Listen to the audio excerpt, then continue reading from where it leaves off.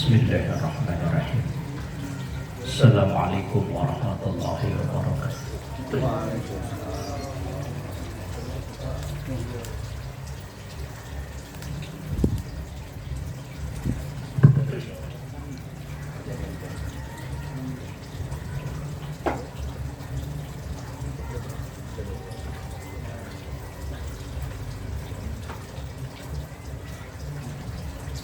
Bismillah walhamdulillah Wassalatu wassalamu ala rasulillah Sayyidina wa maulana Muhammad ibn Abdillah Wa ala alihi wa ashabihi Wa min tabi'a rushdah Wa ba'dah Ila hadratin Nabi Mustafa Muhammadin sallallahu alaihi wasallam Wa ala alihi wa ashabihi Wa azwajihi wa tariyatihi Wa ahli baitihi al-kiram Wa jami ummatihi minal muslimina wal muslimat Wal mu'minina wal mu'minat Aina makanu Syallillahi lahum al-fatihah. أعوذ بالله من الشيطان الرجيم بسم الله الرحمن الرحيم الحمد لله رب العالمين الرحمن الرحيم مالك يوم الدين إياك نعبد وإياك نستعين اهدنا الصراط المستقيم صراط الذين أنعمت عليهم غير المغضوب عليهم ولا الضالين وخصوصا ربك من هذا الكتاب الشيخ صديق الإسلام الخضر الشافعي الشيخ العلامة محمد نووي البدر الجيب الشافعي ببركة الفاتحة أعوذ بالله من الشيطان الرجيم بسم الله الرحمن الرحيم الحمد لله رب العالمين الرحمن الرحيم مالك يوم الدين إياك نعبد وإياك نستعين اهدنا الصراط المستقيم صراط الذين أنعمت عليهم غير المغضوب عليهم ولا الضالين آمين. Kemarin sampai tengah-tengah lagi ya. Di bawahnya paling bawah. Paling bawah. Wa ilam taro. Wa ilam taro bil firi ya. Yang paling bawah saya. Iya. Wa kadza law kana itu ya. Iya, iya. Wa kadza law kana dhailuhu qasiran bihaitsu law raqa'a yartafi'u an ba'diha. Kamu belum? Paling bawah halaman 46 paling bawah. Angel golekane ris halamannya beda. Paling bawah pinggir. 46 paling bawah. Cari bab syarat sahnya sholat ris. Syarat sahnya sholat. Terus itu poin ketiga. Kalau yang halamannya sama gampang. Angel. Baru giliran ngaji selesai baru ketemu.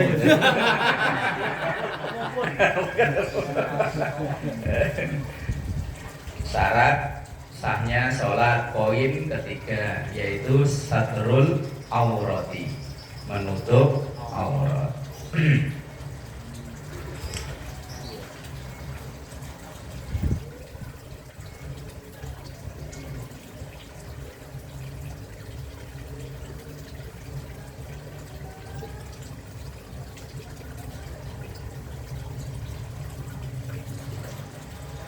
Bismillahirrahmanirrahim. Wa kadza law kana dhailuhu qasiran. Wa kadza dan begitu juga law kana dhailuhu, seandainya pakaian yang bagian bawahnya qasiran itu pendek. Bihaitsu law raka'a, sekiranya orang tersebut kalau rukuk yartafi'u maka keangkat bajunya yang bagian bawah an ba'diha dari sebagian pakaiannya fata betulu maka sholatnya batal.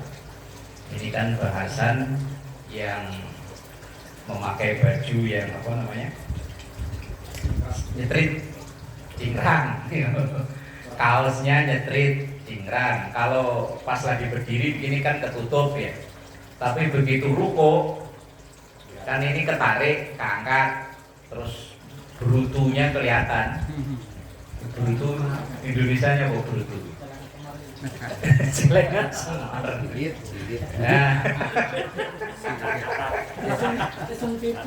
Nah, apa Pak Idris? Lesung pipit nih, lesung pipit. Ketika ia ruko, otomatis kan baju yang bagian bawah keangkat. Lau roka'a yartafi'u, kalau dia ruko yartafi'u keangkat anbadiha dari sebagian pakaiannya itu. Fata betulu maka sholatnya batal. Idza lam yatadarokhu bisa dari qabla ruku'i, apabila tidak segera ditutup sebelum selesai rukuknya. Berarti seandainya yang pakai kaos, yang ngepres, begitu rukuk kok kerasa ininya kebuka, maka langsung segera ditarik. Oh, ya repot ya sambil rukuk, tangan yang satu megangin dengkul, lalu tangan dua-duanya yang jumuk. Makanya lagi gendong lagi. Kalau nggak segera ditutup sampai rukuknya selesai, maka sholatnya batal. Ini problem laki-laki. Kalau problem perempuan itu di telapak kaki. Ketika berdiri, mukenanya itu memang menutup kakinya, telapak kakinya. Tetapi ketika sujud, biasanya telapak kaki terbuka. Kalau itu sampai sujudnya selesai tidak ditutup, maka batal sholatnya. Kalau laki-laki, ya itu tadi problemnya, di baju atau kaos yang kurang panjang. Maka saya pernah bilang mungkin di Masjid Telkom yang Jakarta Utara itu, yang dekat wali kota, itu memang nyediain kayak sejenis rompi yang panjang-panjang. Yaitu mungkin nyediain kalau ada orang mampir sholat yang kaosnya kurang panjang gitu tadi. Nah, menutup aurat itu yang wajib adalah bagian atas atau samping, sementara bagian bawah enggak. Maka seandainya lamin asfala, tidak termasuk bagian bawah. Falau kana yusalli, seandainya ada orang yang sholat fi ulwin, di tempat yang tinggi, watah tahu, dan di bawahnya man, ada seseorang yaroha yang melihatnya, min zailihi, dari arah bawahnya, lam yadur, maka tidak mengapa, aliasnya sholat, alias sholatnya tidak batal. Misalnya ada orang sholat di lantai 2, cuma apa itu, kalau pakai celana sih otomatis tertutup ya, pakai sarung, apalagi nggak pakai segitiga pengaman. Nah, lantainya dari kaca, lah kemudian kita lewat di bawahnya dengak, lah hutan belantara kelihatan. Lah iya, hutan belantara, ada burung bawa telur sana. Dua dong. Lah iya. Maka sholatnya tidak batal, alias tetap sah. Boleh. Itu seandainya dia sholat di atas, kok kelihatan dari bawah, maka itu sholatnya tidak batal. Yang batal itu kalau dari bagian samping badan kita atau bagian atas. Qala Syibra Malisi fi khasyatihi ala nihayati. Berpendapatlah Imam Syibra Malisi fi khasyati ala nihayah, dalam kitab Khasyah an-Nihayah li-Romli, dalam yang ditulis oleh Imam Romli. Wa yusannu, dan sunnah, ayyal bisa, memakai ahsana siyabihi, pakaian terbaik. Ketika mau sholat, sunnahnya memakai baju yang terbaik. Ini kadang kondangan rapi, giliran mau sholat malah bajunya dilepas ya, tinggal pakai kaos dalam yang putih ini. Apakah nggak boleh? Ya boleh. Kalau ukuran fikih asal menutup aurat baina surrah wa rubah, antara pusar dan lutut, sah. Itu ukuran fikihnya. Tapi ukuran adabnya kan enggak. Wong mau ngadep RW, mau ngadep lurah aja pakaian dibikin sopan. Nah ini menghadap Allah kok senemnya. Kalau dalam ayat Qur'annya kan khudhu zinatakum inda kulli masjid. pakailah pakaian yang terbaik yang kita punya. Zina itu bukan zina diartikan zina, bukan ya. Zina ini diartikan kebanggaan, perhiasan. Pakaian yang kita banggakan kita pakai ketika sholat. Nah, ketika dia jadi hansip kok saya bangga dengan seragam hansipnya, ya udah pakai aja. Lah kadang ini kalau perempuan sih rata ya sama pakai mukena. Yang laki ini loh kadang pakai kaos partai, duduk berdirinya paling depan lagi. Nah, kebetulan yang di belakang lawan politiknya. Allah kasialan gitu. Kalau enggak kaos partai, kaos hadiah kopi Torabika ya. Lah yang belakangnya kan otomatis baca. Kalau enggak hadiah dari toko material atau hadiah dari panitia catur baju. Top kopi. Top kopi.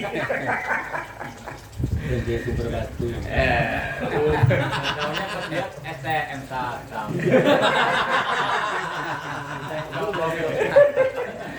Lah iya, kalau perempuan sih insya Allah lah. Yang laki-laki ini loh kadang kalau mau sholat ya, kalau memang dia orang mampir, orang dalam perjalanan sih ya seada-adanya namanya orang dalam perjalanan. Tapi kalau sehari-hari di rumah itu, ini kadang kalau kondangan pakai batik rapi, pakai baju rapi, giliran mau sholat ya tadi kaos partai dipakai, kaos toko material, kaos toko hadiah kopi. Ya bukannya nggak boleh, ya boleh kalau memang dia nggak punya yang lain.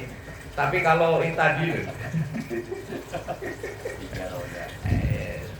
pakai kaos partai, lawan politiknya di belakang, Pak. Sambil sholat kan otomatis ngegerendeng. Wa yusannu ayyal bisa ahsana siyabi, dan sunnah memakai pakaian yang terbaik yang kita punya.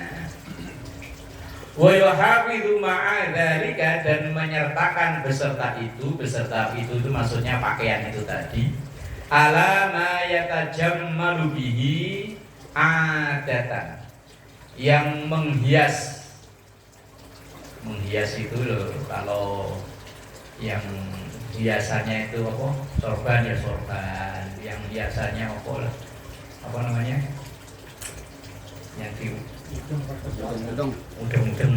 Ya wes pokoknya pakai pakaian yang terbaik lah.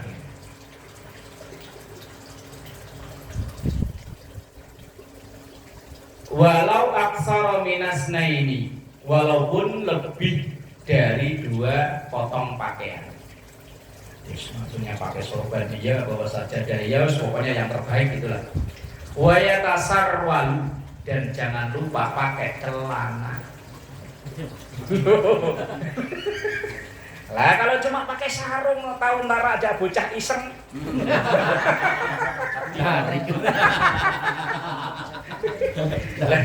Ya seandainya sih iseng sih enggak, lah bocah namanya lari-larian, kesandung, keserimpet sajadah. Pegangan sarung lah, sarung.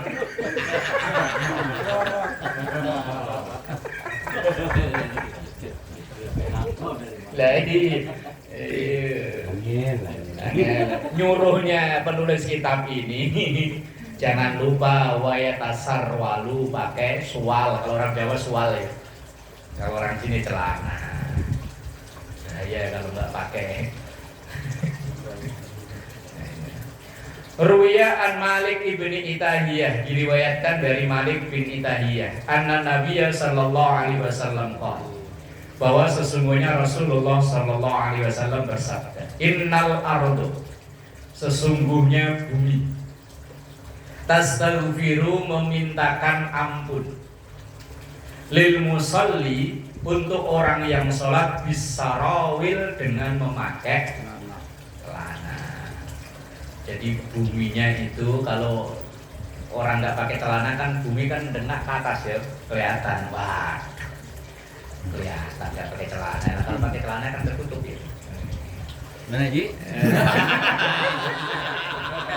Pak Kohar nggak ada sini, pelakunya nggak ada. Imam lagi. Ya kan cerita dia sendiri katanya nggak pernah. Dia udah Kalau dia. ngulangin, pergi dulu. Mau disalung dulu.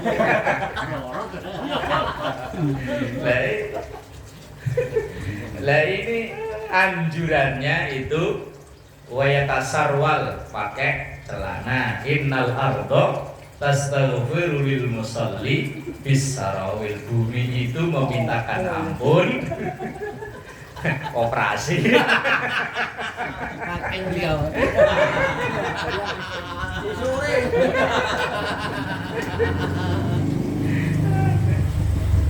Oke Pak Yos, apalagi jalan dari rumah kontal kantung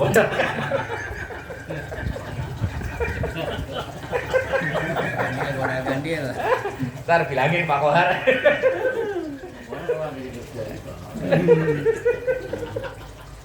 Bahaya, ntar takutnya ada bocah tadi loh keseripet ya pegangan sarung, wah ngimamin lagi.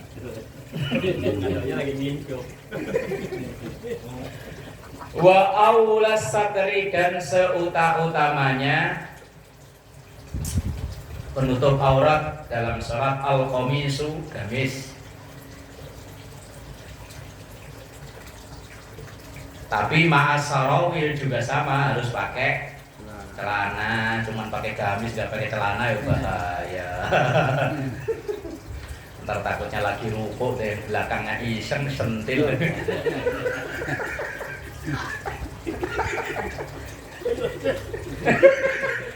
Bayangin kan, ayo.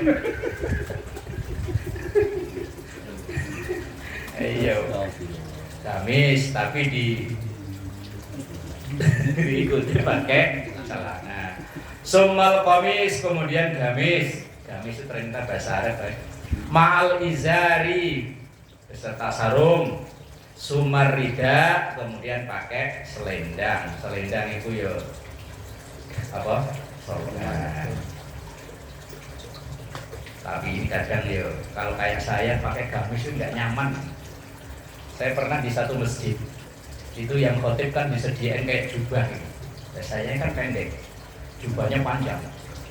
Begitu berdiri keinjek, begitu mau sujud, yang keinjek kan ganduli, mau jerunguk. Untung nggak jatuh itu. Seingat saya itu di masjid wali kota atau di mana? Kalau saya tinggi mending ya, saya pendek. Nggak terbiasa. Nah itu masalah menutup aurat. Syarat sah salat yang ketiga yaitu menutup aurat.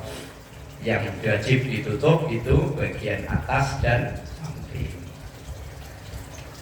Warabi'u, dan yang keempat, syarat sah salat yang keempat adalah istiqbalul kiblati, menghadap kiblat. Kiblatnya kita orang Indonesia yang madhep ngulon, agak mencong ngalor dikit. Aili ainiha, artinya ain itu apa ya? Fisiknya Ka'bah. Yakinan, secara yakin fil qurbi, kalau orang itu sholat di dekat Ka'bah. Kalau orang itu sholatnya dekat Ka'bah, ya langsung madhep zatnya atau fisiknya Ka'bah. Wadzonan, dan kira-kira fil bukti, bagi orang yang jauh dari Ka'bah.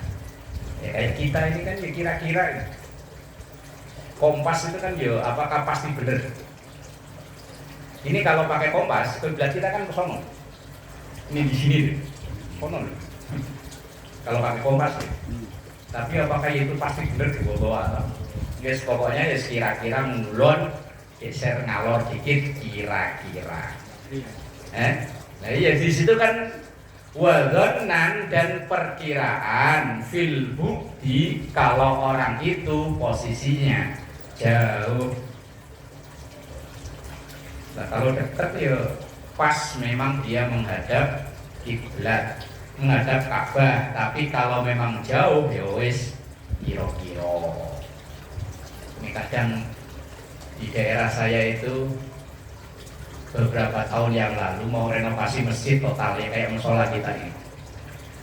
Nah, terjadi perdebatan antar kiai tentang kiblat.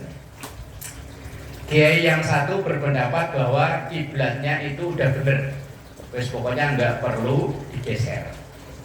Nah kemudian yang satu lagi kiblatnya agak geser, berarti agak menceng begini. Dulunya misalnya begini, agak menceng begini. Ya karena akhirnya di rapat, di voting, akhirnya diputuskan kiblatnya agak begini. Dibangun ya agak begini bangunnya, agak begini. Nah ini akhirnya kiai yang ngadep kiblatnya berpendapat begini mutung apa? Ngambek. Sampai sekarang ini belum mau sholat di masjid yang ini. Sama santri-santrinya diajak pindah ke masjid sebelahnya. Misalnya kayak di sini. Saya sama Pak Haji otot-otot tanggo bisa kiblatnya tetap sini. Kata saya enggak ke sini. Wah, akhirnya karena dipoteng di sini yang ini ngambek enggak mau ke masjid lagi. Nah, wong kalau jauh kita ini kan jaraknya kan ratusan kilo ya. Ya wis kira-kira pokoknya madhep mulon. Madhep mulon geser ngalor dikit ya wis. Untuk pas plek ya enggak mungkin. Yang pas plek madhep Ka'bah ya kalau ketika nanti haji atau umroh kita sholat pas berada di depan Ka'bah. Nah itu depan kiblatnya pas di situ. Kalau kita di Indonesia begini ya wis kira-kira jaraknya jauh, kecuali kita punya apa namanya ilmu apa terawang tembus pandang langsung kelihatan Ka'bah. Oh ternyata Ka'bahnya di sono.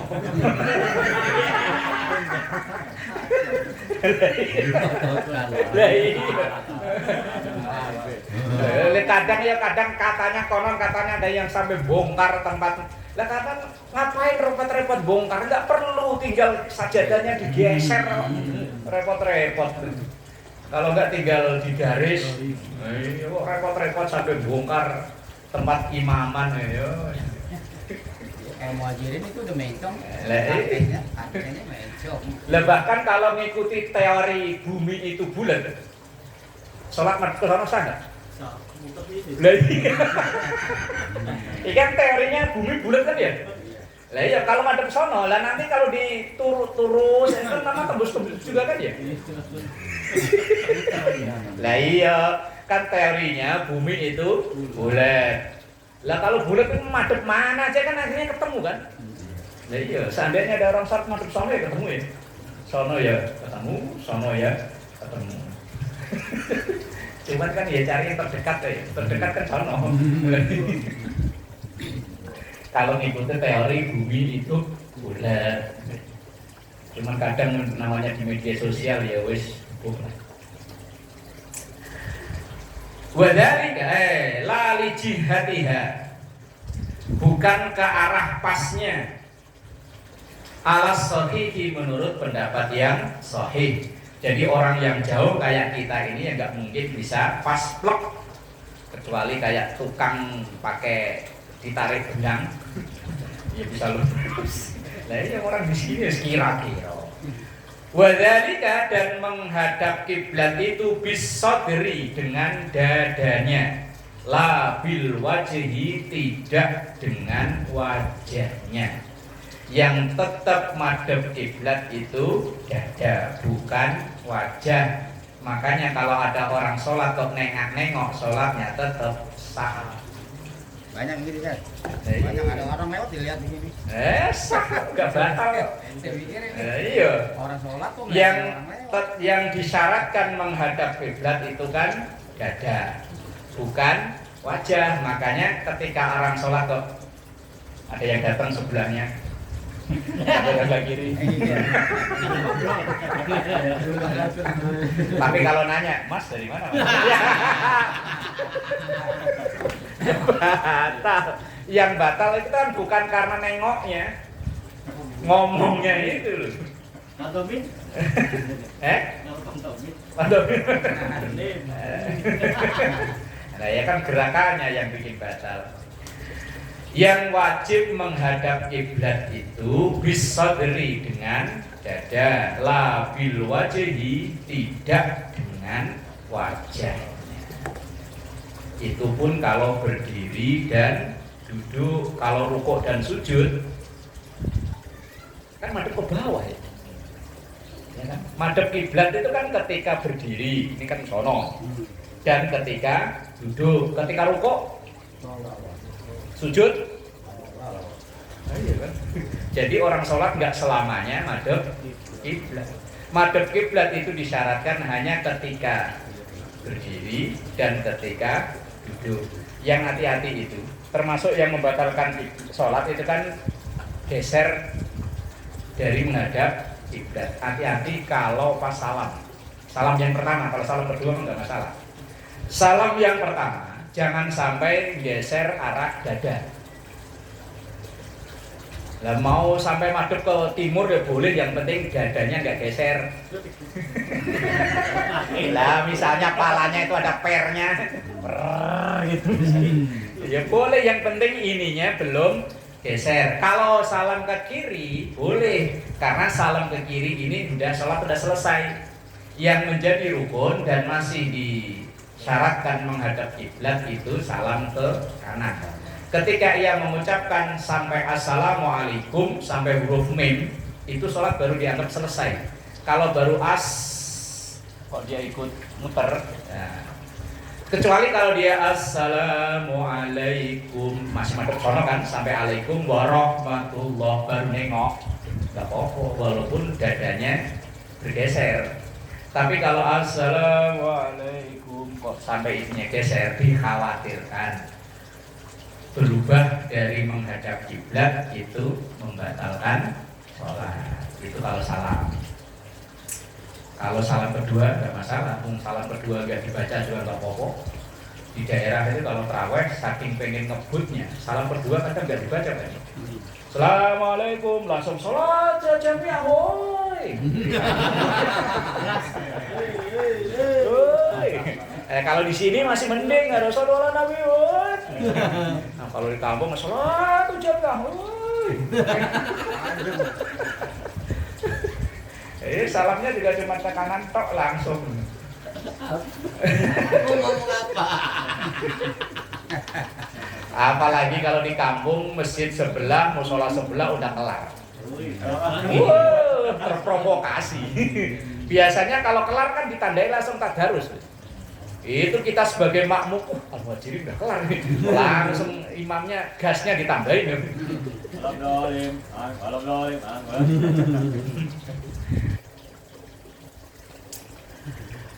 Fi haqqil qaimi awil qaidi waqtal qiyami wal qu'udi. Menghadap kiblat dengan dada itu fi haqqil qaimi, kewajiban bagi orang yang sholat dengan berdiri, awil qaidi atau sholat dengan duduk, waqtal qiyami wal qu'udi, saat ia berdiri dan duduk. Jadi ngadep kiblat itu diwajibkan hanya orang yang sholat dengan berdiri dan sholat yang dengan duduk. Kalau sholat dengan rebahan, madhep kiblatnya gimana? Nah, iya. Maka yang diwajibkan sholat dengan menghadap kiblat itu orang yang sholat dengan berdiri kayak kita yang sehat, atau sholat dengan duduk. Itu pun wajibnya menghadap kiblat itu saat ia berdiri dan saat lagi duduk. Saat lagi rukuk, saat lagi sujud juga tidak. Amma fir ruku'i, adapun ketika dalam keadaan rukuk wasujudi dan sujud, famu'dhamul badani, maka hanya mayoritas badannya saja alias agak bungkuk. Amal muttajimu, adapun orang yang sholat berbaring, fayajibu maka wajib bil wajhi, wajahnya, fahuwa muqaddamul badani, dan badan bagian depan. Maka dengan pakai bantal yang agak apa tinggi, biar ini agak biar kan maksudnya ke sono nih, kaki ke sono. Nah, kepala kan di sini cuma dibantali agak tinggi. Ini bagi orang yang sholat sambil tiduran. Ini kan ada, kalau bangku rumah sakit kan bisa di setel ya, ada kayak kursi santai gitu loh. Nah, kalau di rumah ya bantalnya agak ditinggiin, ganjel. Nah, wal mustalqi, dan orang yang sholat dengan berbaring, fakadzalika, begitu juga ma'a ahmasaihi, dengan meletakkan dua kakinya di sebelah sono. Berarti ya memang sono, kakinya di sono. Wajib, dan wajib raf'u ra'sihi, mengangkat kepalanya qalilan, sedikit. Jadi kepalanya agak sedikit diangkat, diganjil pakai bantal atau apa. Itu orang yang sholat sambil tiduran. In amkana, itu pun kalau memungkinkan. Kalau nggak memungkinkan ya wis isa-isane. Ini bagi orang yang sholat sambil tiduran. Wahada, dan ini indal Kalabi, menurut Imam Kalabi. Huwa al-muradu, yaitu yang dimaksud dengan bin nahri, dengan lafaz nahar, fi qaulihi ta'ala, dalam firman Allah Ta'ala, fasalli li rabbika wanhar. Nah, ini kan wanhar ini dimaknai berbeda ya. Fasalli, maka sholatlah li rabbika, hanya untuk Tuhanmu, wanhar, dengan dadamu. Aslinya yang menghadap kiblat itu dadanya. Teman, wanhar dalam tafsiran lain, wanhar itu dimaknai kurban. Fasalli, maka sholatlah li rabbika, hanya untuk Tuhanmu, wanhar, kemudian sembelihlah hewan kurban. Maka syarat syahnya kurban itu setelah sholat. Ayatnya, tekstualnya sholat dulu baru kurban. Gak bisa nyicil maksudnya dipotong dulu, biar nanti habis sholat id langsung makan-makan. Yo, bukan kurban namanya itu, ya wis pesta pora gitu aja. Nah, iya, sambil jaga kambing, daripada besok ini nggak kepegang, dah potong dua dulu lah buat yang melek-melek. Buat panitia. Panitia dulu, Mak. Buat panitia. Iya. Bukan kurban namanya, ya wis pesta pora gitu.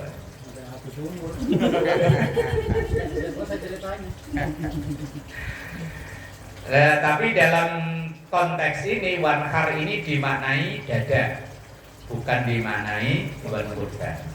Fasalli, maka sholatlah li rabbika, hanya untuk Tuhanmu, wanhar, dan dengan dada. Surah Al-Kautsar, surah terpendek tapi maknanya, tafsirannya cukup panjang. Qala fi makna, berkatalah dalam makna wanhar, artinya istaqbilil kiblat, yaitu menghadap kiblat, binahrika, dengan dadamu, bisadrika, artinya dengan dadamu. Jadi yang diwajibkan madhab kiblat saat berdiri dan duduk itu dada, bukan wajah. Kalau rukuk dan sujud ya malah madhab ke bawah. Wal aslu, dan yang menjadi asal atau dasar fistirati dzalika, di dalam syarat sahnya sholat menghadap kiblat itu qoblal ijma', sebelum adanya ijma'. Ijma' itu kesepakatan ulama, yaitu qauluhu ta'ala, firman Allah Ta'ala, fawalli wajhaka syatral masjidil haram, di juz kedua surah Al-Baqarah. Itu awalnya ketika sholat ini diwajibkan, itu kiblatnya belum Ka'bah. Di saat itu kiblatnya Masjidil Aqsa, yang sampai sekarang perang belum kelar-kelar. Selama kurang lebih 16 atau 17 bulan sholat itu dulunya madhab ke Masjidil Aqsa. Sampai saat Rasulullah dan para sahabat sholat di madhab Masjidil Aqsa itu diledek. sama orang-orang Yahudi. Kata orang Yahudi, Muhammad katanya agama baru, ajaran baru. Lah kok sholatnya kiblatnya sama sama saya, masuk ke Masjidil Aqsa. Lah kalau diledek terus lama-lama kan kepikiran juga. Akhirnya qad nara taqalluba wajhika fis sama falanuwalliyannaka qiblatan tardaha fawalli wajhaka syatral Masjidil Haram. Dalam jangka waktu kurang lebih 16 atau 17 bulan itu Rasulullah hampir setiap malam itu selesai sholat dengar qad nara taqalluba wajhika fis sama. Rasulullah itu sering dilihat para sahabat melihat wajhika fis sama, wajahnya ke langit. Kalau orang Jawa kan dengar, kalau orang Betawi kok dangak. Asal habis sholat dangak. Kayaknya ada yang diminta, mau minta apa? Ternyata minta dipindahkan kiblat. Qad nara taqalluba wajhika fis sama. Falanuwalliyannaka qiblatan tardaha. Kemudian Allah memberikan kemudahan atau mengabulkan permohonan Rasulullah untuk menghadap kiblatan tardaha, kiblat yang diingini oleh Rasulullah. Maka fawalli wajhaka syatrul Masjidil Haram. Maka fawalli, hadapkan wajhaka, wajahmu, syatrul Masjidil Haram, ke arah Masjidil Haram. Di situ ada kata syatroh. Syatroh itu ya sekira-kira. Karena saat itu Rasulullah kan udah ada di Madinah. Lah Madinah ke Ka'bah ke Mekah itu kan jaraknya ya dari sini ke Semarang. Wong kurang lebih berapa jam perjalanan? 6 jam 7 jam kan? Dari mana? Dari Indonesia Mekah ke Madinah. Oh, Mekah ke Madinah 4 jam kayaknya. 4 jam. Nah, iya 4 jam kalau di sono kan nggak ada lampu merah, nggak ada rest area kan bus. Nah, iya dari sini Semarang. Lah makanya tetap di situ ada kata syatroh. Fawalli wajhaka, enggak langsung fawalli wajhaka Masjidil Haram, enggak, tapi syatrul Masjidil Haram. Hadapkan wajahmu yo kira-kira madhep ke Masjidil Haram. Wong Madinah ke Ka'bah ke Mekah kan yo. Nah, saat itulah baru sholatnya menghadap ke Masjidil Haram, dan peristiwa itu terjadi pada nisfu Sya'ban. Tanggal 15 Sya'ban itu peristiwa salah satunya adalah pemindahan kiblat. Yang dulunya Masjidil Aqsa pindah ke Masjidil Haram sampai sekarang. Fawalli wajhaka syatrul Masjidil Haram. Al-Baqarah 144 itu. Ai fastaqbil, artinya hadapkanlah bidzatika fis sholati, dirimu fis sholati, di dalam sholat, qasdahu wajihatahu, niatmu dan juga arahnya. Pokoknya usolli fardul maghribi salasa raka'atin mustaqbilal kiblat. Niatnya menghadap kiblat dan di arahnya ya ke arah kiblat. Terus pokoknya kira-kira madhep mulon ya wis. Qala Asy-Syarqawi wal muradu bil jihati iddal lugawiyyin, yang dimaksud dengan jihad indal lugawiyyin menurut para ahli bahasa, al ainu yaitu ain itu zatnya itu yus barangnya itu. Kalau orang Jawa bilang jumbleger, fisiknya. Kalau dekat ngadepnya ya fisiknya Ka'bah itu, kalau jauh ya kira-kira lah gitu. Wa itlaquha, dan mengucapkannya ala ghairil aini, yang selain ainnya. Majazun itu majaz kama qala Az-Zayyadi, seperti itu yang diucapkan oleh Imam Az-Zayyadi. Wal muradu bil Masjidil Haram, yang dimaksud dengan Masjidil Haram al-Ka'batu, yaitu Ka'bah. Bi khilafihi fi ghairi hadzal mawdhi'i minal Qur'an, berbeda dengan apa yang disebut dalam hal ini di dalam Quran. Kalau yang di dalam Quran, dalam Al-Baqarah 144, yang dimaksud Masjidil Haram itu adalah Ka'bah. Berbeda dengan Masjidil Haram yang disebut dengan Subhanalladzi asra bi 'abdihi minal Masjidil Haram yang di situ bukan yang dimaksud Ka'bahnya, bukan, tapi Masjidil Haramnya. Tapi kalau dalam ayat ini yang dimaksud Masjidil Haram itu adalah Ka'bah. Fa innahu mata utliqa fihi fal muradu bihi jami'al haram. Fa innahu mata utliqa, bahwa sesungguhnya ketika diucapkan di dalam itu fal muradu bihi, yang dimaksud itu adalah jami'ul haram, yaitu semua yang disebut dengan Masjidil Haram. Indah, selesai. Ini masalah ngadep kiblat. Qala fil misbah, berkatalah dalam kitab Al-Misbah. Qaulu ta'ala, firman Allah Ta'ala, fasamma wajhullah. Fasamma, di sanalah wajhullah, wajah Allah. Tapi jangan diartikan Allah itu punya wajah kayak kita. Wong Allah itu sifatnya mukhalafatu lil hawadis. Atau dalam Al-Qur'an walam yakul lahu kufuwan ahad. Artinya jihatuhu allati amarakum biha. Artinya arah allati amarakum, yang kalian diperintahkan biha, dengan menghadap itu. Wa ani Ibnu Umar, dan diriwayatkan dari Ibnu Umar, annaha nazalat, sesungguhnya ayat itu turun fi sholati, di dalam sholat, ala rohilati, dalam kendaraan.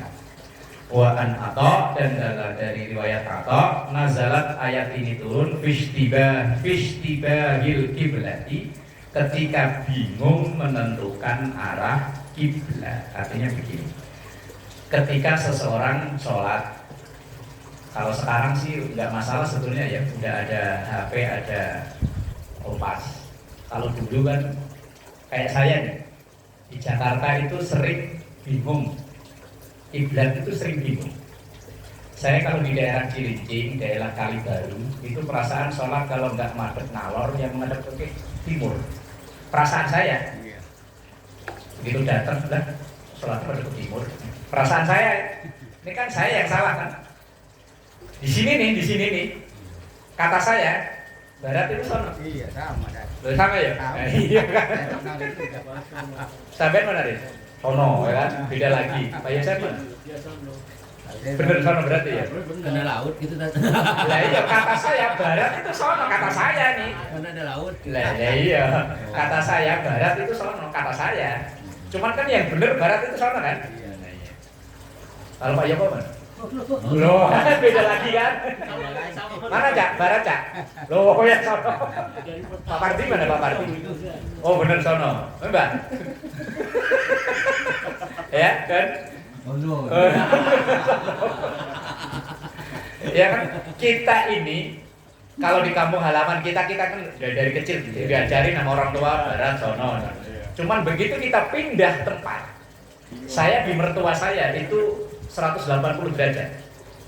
Kata orang timur, kata saya barat. Makanya saya kalau kemana-mana boncengin istri, kalau kata istri belok barat, ya saya beloknya ke timur. Saya bingung, makanya kalau ngasih tahu kanan atau kiri. Kalau tokonya sebelah mana ya? Sebelah kulon jalan, ya kata saya sebelah timur. Ini mungkin bingung kan namanya. Nah, pikiran ini walaupun udah bertahun-tahun kan nggak bisa dirubah. Ya, saya di sini udah hampir 8 tahun. Tetap barat itu sono kata saya. Padahal kesepakatan orang barat itu sono kan ya. Nah iya. Makanya misalnya kita mau sholat, HP misalnya mati, nggak tahu kompas. Kalau ada matahari bisa melihat matahari, jadi mendung. Di rest area cuma ada tempat kotak. Di situ tempat sholat, di situ nggak ada tanda panah, nggak ada tanda sajadah digelar. Ini kiblatnya mana? Kalau ada orang bisa nanya, Mas kiblatnya mana? Yang ditanya, apa? Saya juga nggak tahu. Bingung juga kan? Lah iya. Kalau di kapal kan memang ini perjalanan. Ini bukan di perjalanan. Kita berada di tempat yang diem, bukan di perjalanan. Misalnya kayak di sini lah, kita main ke rumah orang di perumahan baru yang di situ belum ada musola. Kayak Pak Yosef misalnya kan memasarkan perumahan baru, pas kebetulan udah masuk waktu zuhur, udah ada bangunan jadi. Kebetulan HP mati, nggak ada buat ngecek kiblat. Lihat matahari mendung. Nah, terus sholatnya macam mana? Jadi tidak. Belum ya. Nah ini umpama. Ya kan, misalnya jauh mau ke musola, jauh. Sementara waktu udah mendesak mau kemana? Wah, ini udah waktu sholat. Seandainya ngalami kayak gitu. Nah, terus nentuin arah kiblatnya gimana? Seyakin-yakinnya hati. Lah iya niatnya cara nentuin kiblatnya gimana? Seyakin-yakinnya aja. Sono umpama ya. Wah umpama sono, udah takbir Allahu Akbar, dapat 1 rakaat. Temen datang, lulu, sono. Kita tetap madhep sono apa geser? Tetap sono. Padahal udah dikasih tahu orang loh. Loh kan, orang segini aja pendapatnya beda loh ya. Geser. Tanpa membatalkan. Batalin aja. Nih umpama tadi sholatnya menentuin sono ya. Umpama nih, ini yakinnya tadi kata Aris kata Tile pokoknya yakinnya madhep sono kiblatnya sono. Kemudian kata tahu Gus Roy udah orang situ umpama. Bukan orang situ cuma udah lama di situ. Salah. Kiblatnya enggak ke situ tapi sono. Kata Pak Yos geser. Kata Iman tetap gini aja. Geser dong.